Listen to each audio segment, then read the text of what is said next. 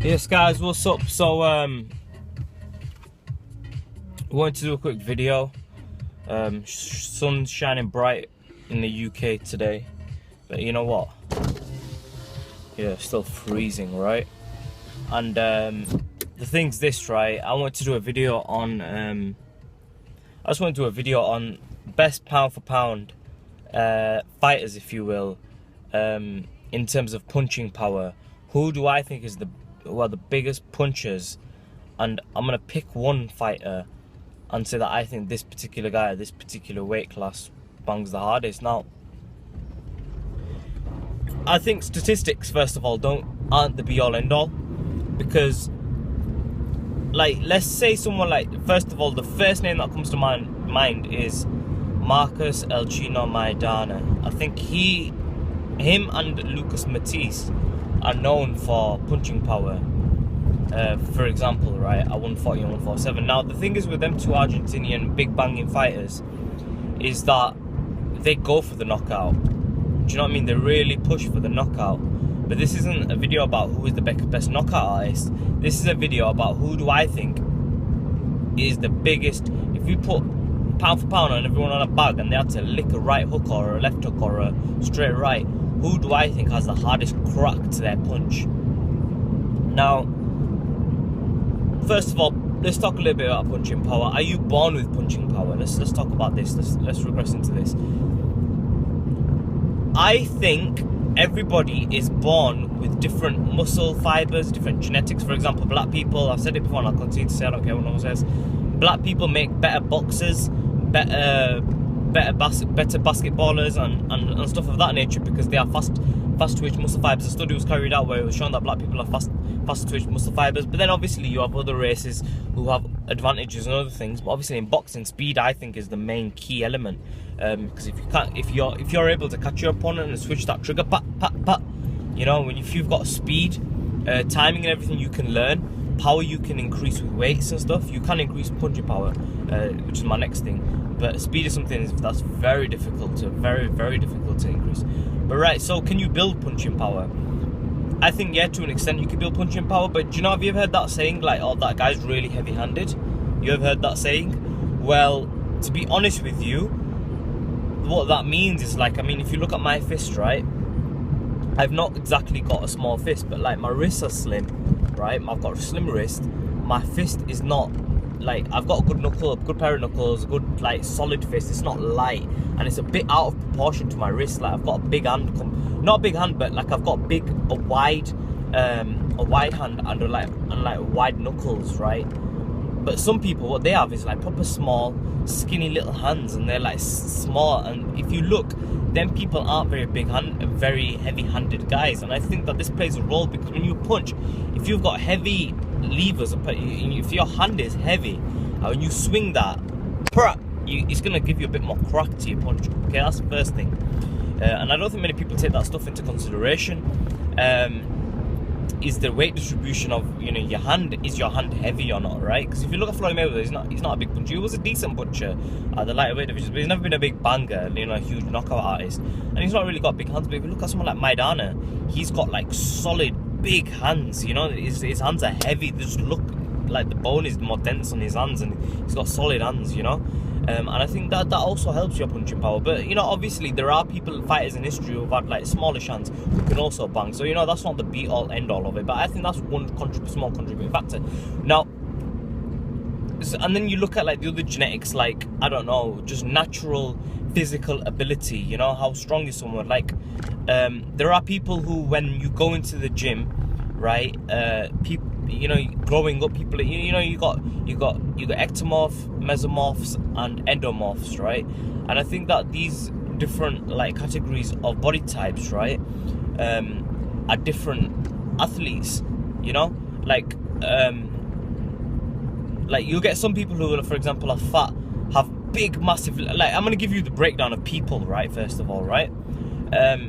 First of all, the different like types of people are this, right? Now, these are the like these guys like made me laugh, right? But anyway, right? I shouldn't say that, but like, have you ever seen them people in the gym? And I saw this the other day. They have like these huge legs, like huge calves, massive calves, massive legs, and the upper body's like kind of fat, and they think they're like really strong powerlifters and like bodybuilders, and they think they know what they're doing. They walk around the gym like this and like they're macho men. Really, they're just kind of fat. Have you seen them guys? I'm sure you've all seen them guys, right? Them guys don't do well in the boxing ring per se. I can't think of a fighter to mind who's short, like not like Mike Tyson isn't someone who's like that. Mike Tyson has like naturally athletic, slim but big physique, right?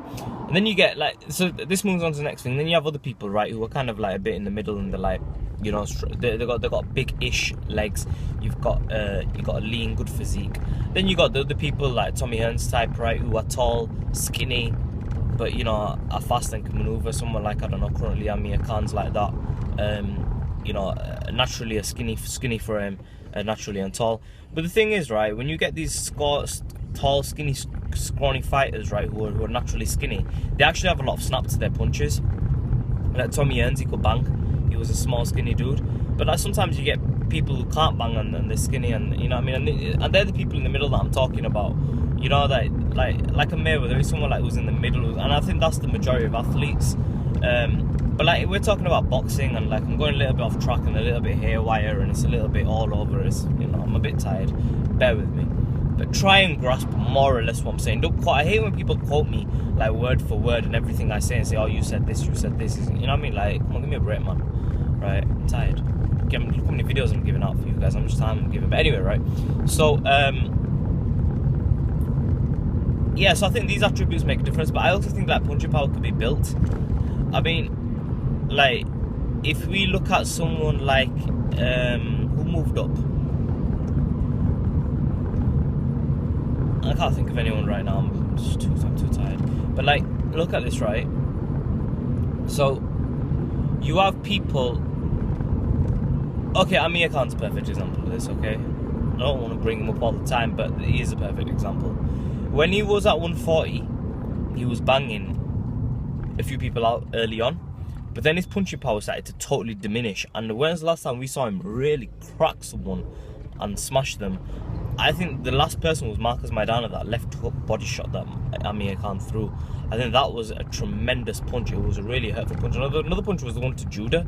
But then after the Judah fight, his punching power really started like decreasing. And I think it was because he was starting to like kind of kill himself, making weight and whatnot. And I think that it started taking a toll on his body.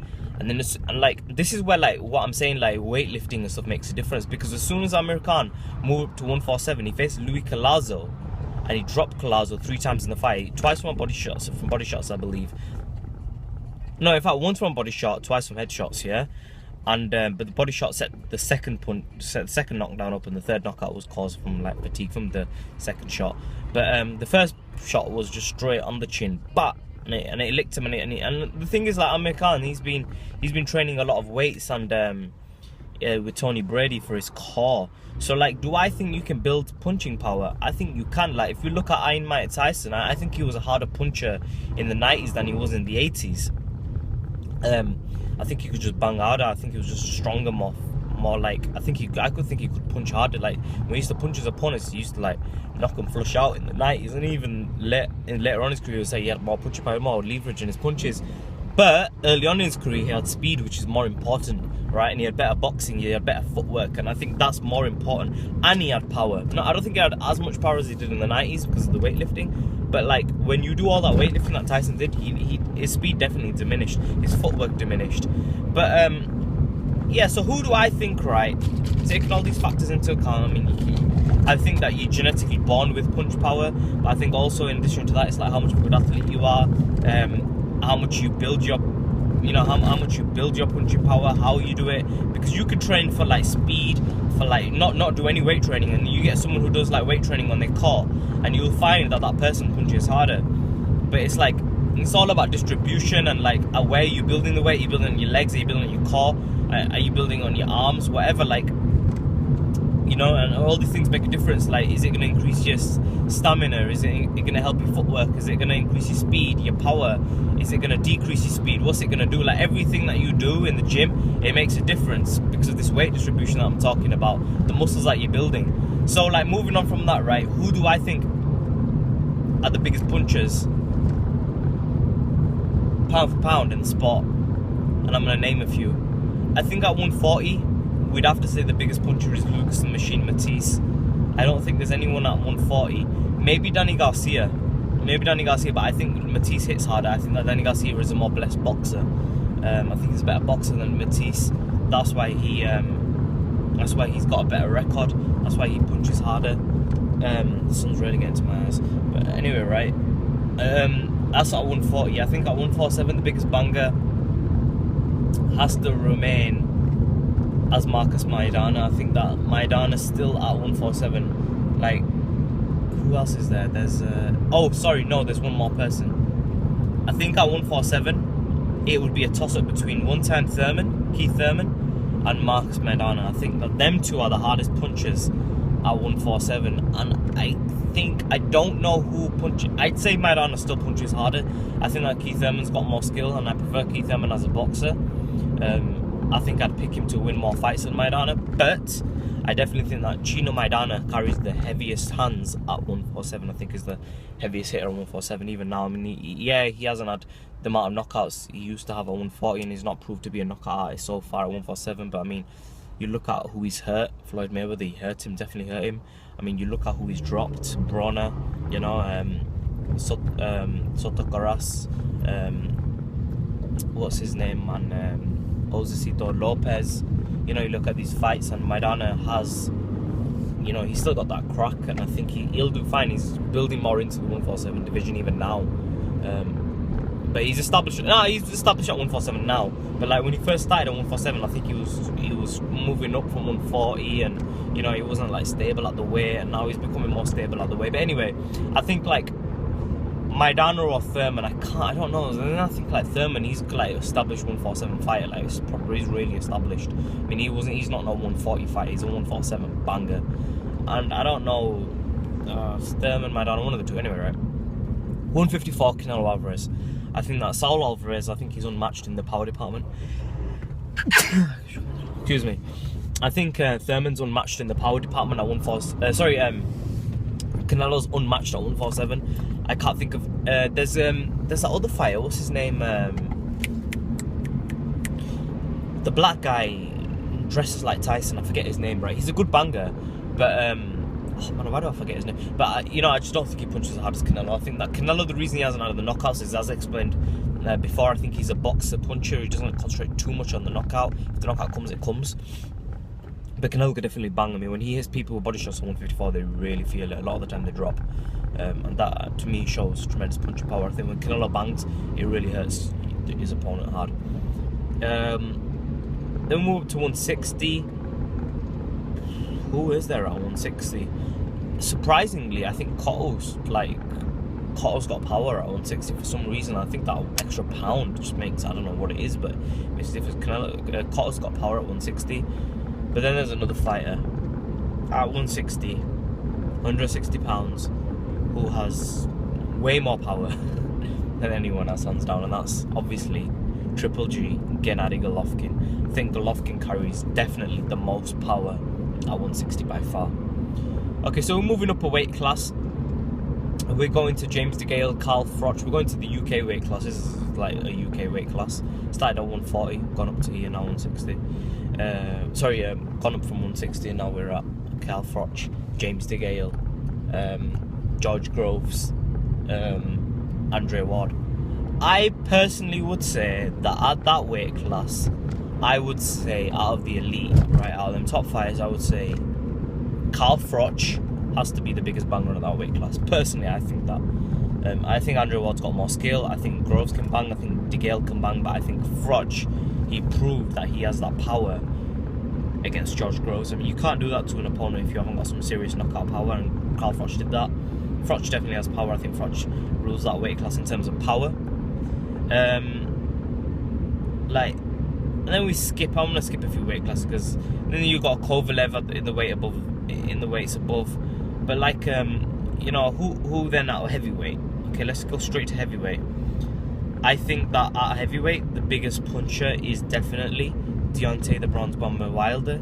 You have a few big hitting heavyweights, but I definitely think the Bronze Bomber Deontay Wilder hits like tremendously hard. So Pound for pound, who would I say is the biggest hitter in the world? I think Anthony Joshua hits hard as well. Pound for pound, who's the biggest puncher in the world? Taking into account weight classes. It's gonna sound like, maybe I might get a bit of stick for this, but I think it's Deontay Wilder. Surprisingly, I think that Deontay Wilder punches unbelievably hard, and I'm gonna explain why. Okay, yeah, his opponents haven't been the best, okay, but he has fought Malik Scott and he has knocked out Malik Scott, and this is the thing, right? But you gotta remember, like, power isn't be all end all. It doesn't mean Deontay Wilder's the best heavyweight. It doesn't mean he's not. I'm just saying, Deontay Wilder, just because of the power alone doesn't mean you are the best heavyweight, right? But because of his other things and the power, sometimes, you know, it might be. But it's not a video about that. It's a video about who is the biggest puncher. So I would go for Deontay Wilder as the biggest puncher, and here's why. I have not seen a fighter, including Golovkin, including Thurman, Maidana. I can't think of any fighter, Matisse, who does what they do to what Deontay Wilder does. But yeah, Matisse has knocked out an opponent, flat flush out, and this and that, and certain people do it, and it looks good.